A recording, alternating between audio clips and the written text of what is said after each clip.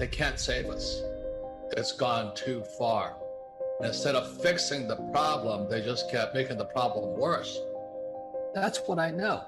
And I was told, don't do that anymore because we'll kill you.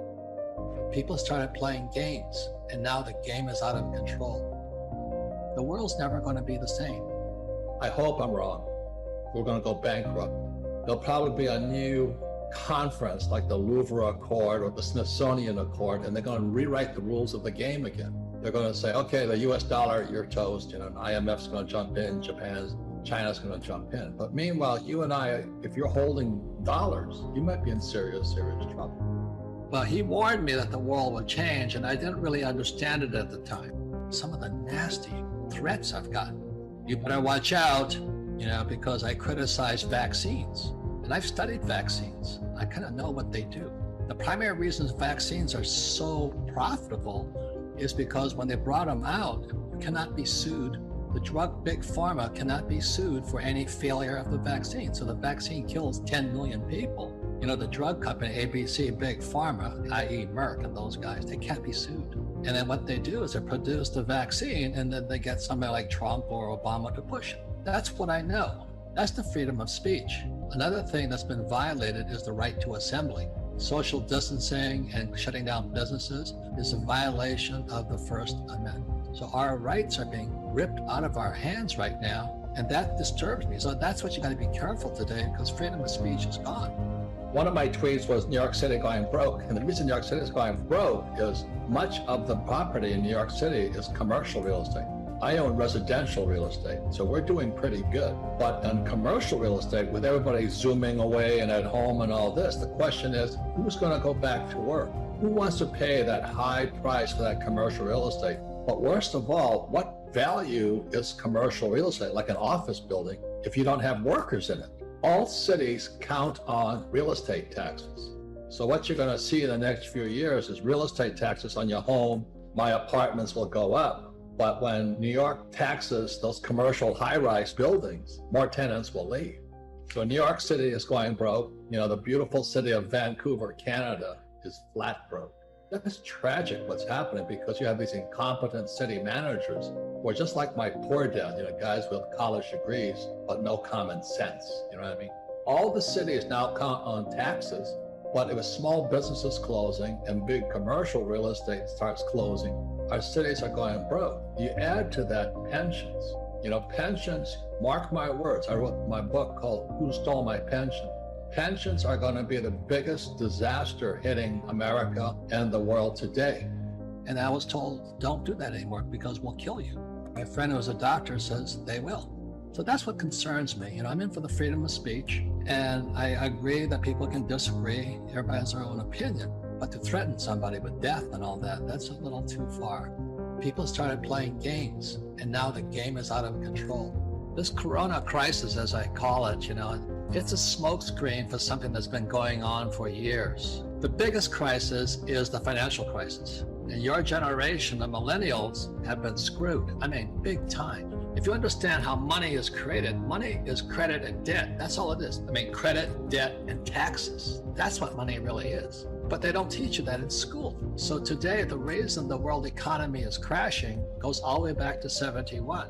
But what happened in 71, they could just make fake money, and they can keep printing fake money. This is the US dollar. The US can keep printing fake money for a number of years yet.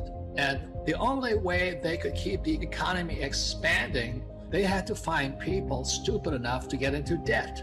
If a newspaper, and this starts with the Los Angeles Times, New York Times, if they say something their advertisers don't do, they get shut down. So now these big newspapers, they are censored, determined by the advertisers. The same as this Dr. Atkins, this carbohydrate revolution. And across the world, there's 2 billion old guys like me who have no money, and who's going to bail them out?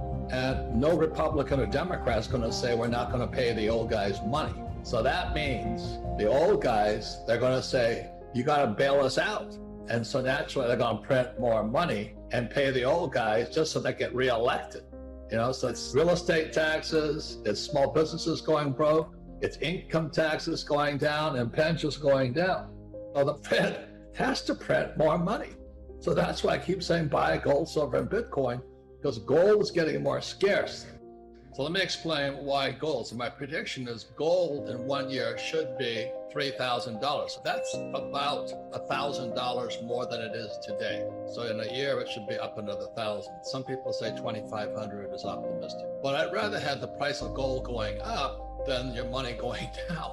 So if you're saving money, I'll pray for you tonight, because your savings are actually real money. In other words, if you worked for it and you paid the taxes on that money you worked for, that's real legitimate money. Unfortunately, the Fed is printing trillions and they're going to pay you nothing for your savings. I mean, when I was a kid, I got 15% on my savings. Today you get nothing. So the Fed is screwing you. That's the term. So I think gold at 3,000, not outside the box. Silver, $40. And the reason I like silver is moving faster than gold today. And when I look at the price of gold, the high point was $1,900 approximately. But today it's $1,700. So gold is near its all-time high. Silver used to be about $49. And today I think it's 18. So it's about 70% below its all-time high. So silver is the best deal of all. And I think most of you can afford a $20 silver coin. If you can't, you have deep problem. The reason I like Bitcoin is because what I understand about Bitcoin is that it had a halving, and a halving means they print less of it.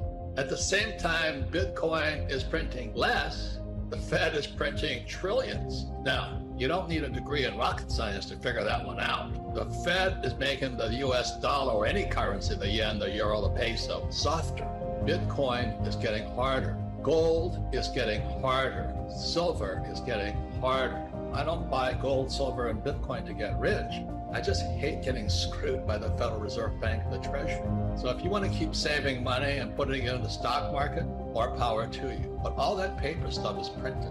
And the CEOs of these stock market companies, they did a side deal with the Fed. So the Fed was loaning them billions of dollars for them to jack their stock price up. So the stock prices are at this artificial high, and all mom and pop are watching their 401ks or IRAs, and the stocks are this high. And the Fed keeps printing more money, keeps giving the CEOs indirectly, because they can't do it directly. They do it through what's called SRVs, special something vehicle. And they give the CEOs the money and they pop the stock market up.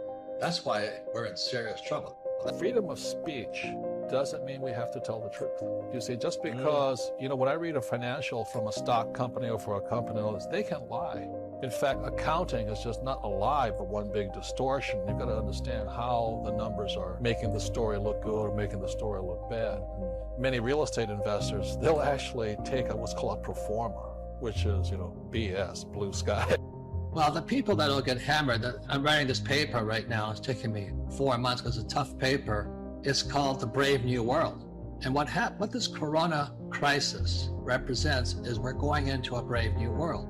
As I said in prophecy, I said it would come in 2016, but I didn't foresee. I started prophecy in 1999, but I didn't foresee quantitative easing and zero interest rates.